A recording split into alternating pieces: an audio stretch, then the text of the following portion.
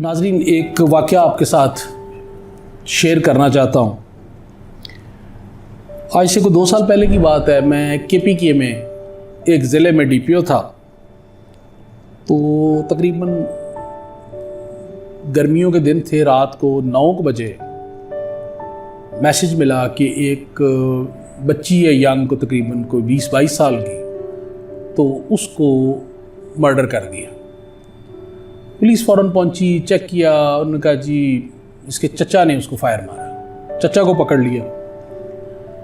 जब story unfold हुई तो चचा हजूर ने ये बताया कि जी ये एक लड़के के साथ बैठी बातें कर रही थी, तो मेरी गैरत ने बर्दाश्त नहीं किया, तो मैंने घर से जाके राइफल लिया और आके इसको मार दिया। जब मजीद उसको गहराई में गए, जाके उसको देखा, तो पता ये चला कि उस बच्ची की एंगेजमेंट हुई थी। तकरीबन 1 महीने के बाद उसकी शादी थी, और जिससे एंगेजमेंट हुई थी वो उसका कज़न था। और वो टिपिकल जिस तरह जॉइंट फैमिली में लोग रहते हैं, वो आया हुआ था, उसी घर में रह रहा था। महीने बाद शादी थी। तो पहाड़ी इलाके में जिस तरह के वो बिल्कुल ढलवान में टेरेसेस बनाए होते हैं और उसके वो पत्थरों से बना सा बनाया होता है। तो गर्मियों का मौसम था, तो शाम के वक्त वो अपने मंगेतर के साथ वहाँ बैठी हुई थी। तो चचा हजूर से मंगेतर के साथ बैठी हुई भतीजी बर्दाश्त नहीं हुई और उन्होंने घर गए, राइफल ली। और बदकिस्मती की बात यह है कि राइफल उस बच्ची के बाप ने चचा के हवाले की, उससे मांग के लेके गए और जाके बच्ची को मर्डर कर दिया। और वो जो मंगेतर था वो चला गया, वहां से भाग गया या व्हाटएवर। आप हमारी बदकिस्मती देखें कि हमारी सारी गैरत जो है वो बेटी के नाम पे जाती है, खातून के नाम पे, फीमेल के नाम पे, बच्ची के नाम पे जाती है। अगर को गलत काम कर रहे थे सरेआम वो, तो अगर चच्चे की गैरत जागनी थी तो फिर दोनों को मार देता। तो हम कहते कि चलो जी एक स्पॉन्टेनियस उसको जो है एक जज्बा है जिसके तहत उसने यानी उसी वक्त उसको जो at the spur of the moment उसने ये काम कर दिया और उसको गुस्सा आ गया और उसने it was not a planned event, तो उसने मार दिया उनको। तो फिर भी जस्टिफाइड नहीं था, लेकिन स्टिल, लेकिन वो बच्ची को बड़ी तकलीफ दे बात थी और आज भी मेरी मेमोरी में है वो। और मुझे बड़ा शदीद दुख होता है जब मैं सोचता हूँ कि आप गौर करें, एक बेटी की एंगेजमेंट हुई है, वो अपने मंगेतर के साथ बैठी हुई है। They may be talking about their future. वो करोड़पति आदमी नहीं थे जो ये सोच रहे होते कि हम यॉट लेंगे, हेलीकॉप्टर लवांगे, असी जाके आस्ट्रेलिया दे विच राइश रखांगे, फलाने मुल्क च जाके असी पूरा जजीरा खरीदांगे, हनीमून ट्रिप पे हम 25 मुल्क फिर के आएंगे। तो गरीब मुल्क के, एक गरीब सूबे के, एक इंतहाई दूर अफ्तादा गरीब इलाके के कच्चे जो मकान हैं पत्थरों से बने हुए, उनमें रहने वाले बच्चे थे। उनके तो ख्वाब ही बहुत छोटे ख्वाब होंगे बेचारों के,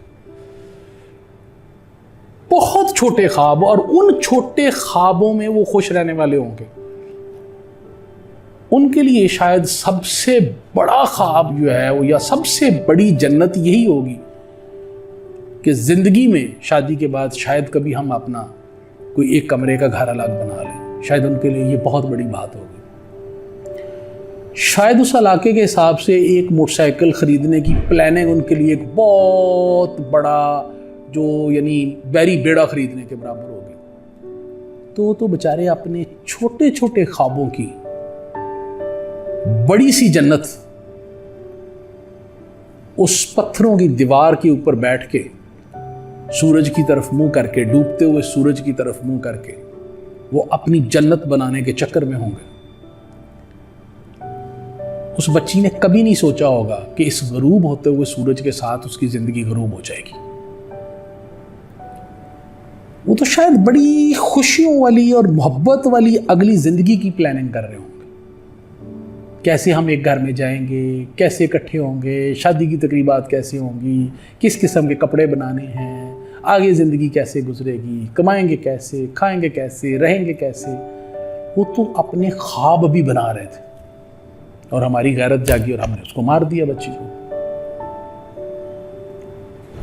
اس بچی کے خواب میری آج کی سوسائٹی کو سونے نہیں دیں گے، ہمیں خوابوں میں ڈراتے رہیں گے، خاص طور پہ ہم مردوں کو جن کی غیرت ہمیشہ عورت پہ ہاتھ اٹھا کے جاگتی ہے، جن کا سارا غصہ عورت پہ ہاتھ اٹھانے پہ ختم ہو جاتا، جن کی ساری غیرت عورت کو فائر مار کے، کلہاڑی سے کاٹ کے، چھری سے ذبح کر کے ان کی غیرت اور غصہ ٹھنڈا ہوتا ہے، کہ ان کو اس جہان میں اور اگلے جہان میں وہ ڈرونے خواب سونے نہیں دیں گے۔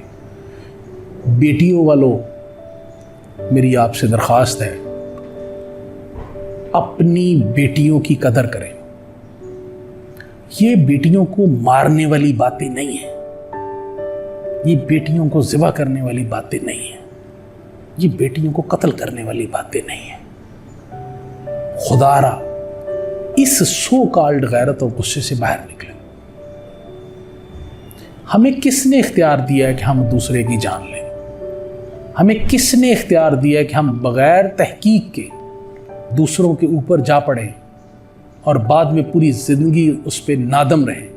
کچھ لوگوں کو تو ندامت بھی نہیں ہوتی، ان کا تو ختم اللہ علی قلوبہم وعلی سمعہم والی کہانی ہو گئی ہے، ان کو تو شرمندگی بھی نہیں ہوتی۔ آپ سورہ حجرات پڑھ لیں، جب آپ کے پاس وہ خبر آئے اس خبر کی تصدیق کر لیا کرو۔ تو خدا را یہ ظلم ابھی بند ہونا چاہیے۔ بیٹیوں کو اپنی مرضی سے زندہ رہنے کا حق ہونا چاہیے، اور اس حق میں ہمیں بیٹی کے ساتھ کھڑے ہونا چاہیے۔ بیٹیاں زندگی دیتی ہیں زندہ رہنے کے لیے، مارنے کے لیے نہیں ہے۔ آئیں ان کو ان کا حق دیں، ان کے ساتھ زندہ رہیں، ان کو زندگی دیں۔ اللہ تعالیٰ سب کی بیٹیوں کو سلامت رکھے۔ جزاک اللہ۔